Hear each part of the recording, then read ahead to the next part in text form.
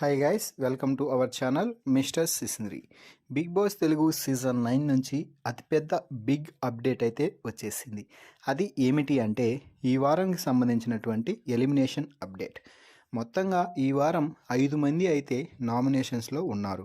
Flora ఉన్నప్పటికీ immunity task కారణంగా flora అయితే నామినేషన్స్ని తప్పించుకుందని చెప్పవచ్చు. ఇక నామినేషన్స్లో ఉన్న రాము రాథోడ్, రీతు, హరీష్ని మొదటగా నాగార్జున ఒక్కొక్కరిని ఒక్కొక్క స్థానంలో సేవ్ అయితే చేశాడు. ఇక చివరిగా పవన్ కళ్యాణ్, ప్రియా ఇద్దరూ కూడా నామినేషన్స్లో ఉన్నారు.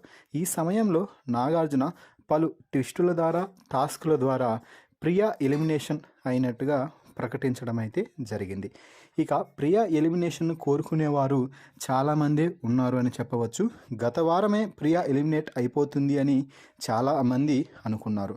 అయితే ప్రియా ఎలిమినేషన్ని ఎప్పటికప్పుడు పోస్ట్ పోన్ చేసుకుంటూ వచ్చిన బిగ్ బాస్ ఇక చేసేదేమీ లేక ఈ వారం ప్రియాని ఎలిమినేట్ చేసి బయటకైతే పంపేశాడు.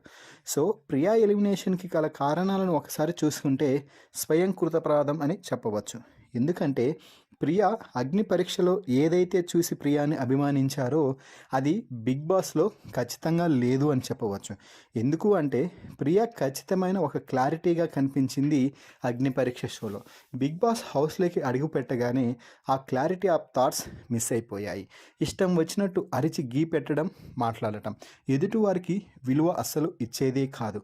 ముఖ్యంగా ఎదుటివారితో మాట్లాడేటప్పుడు ఆ ఎక్స్ప్రెషన్స్ కానీ, పెట్టే మాటలు కానీ ఏవైనా కూడా అస్సలు ఒక అమ్మాయికి ఉండాల్సిన లక్షణాలని కానీ, ఒక కంటెస్టెంట్కి ఉండాల్సిన లక్షణాలని కానీ చెప్పలేము. అది ఎంతమంది చెప్పినా, ఎన్నిసార్లు చెప్పినా మారలేదు. దీంతో ఇక ఎలిమినేట్ అవ్వక తప్పలేదు.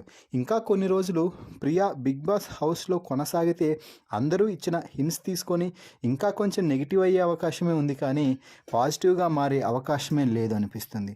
ఎందుకంటే గత వారం కొన్ని హింట్స్ వచ్చాయి, ఆ తర్వాత కూడా తగ్గిందా అంటే ఎక్కడా తగ్గలేదు.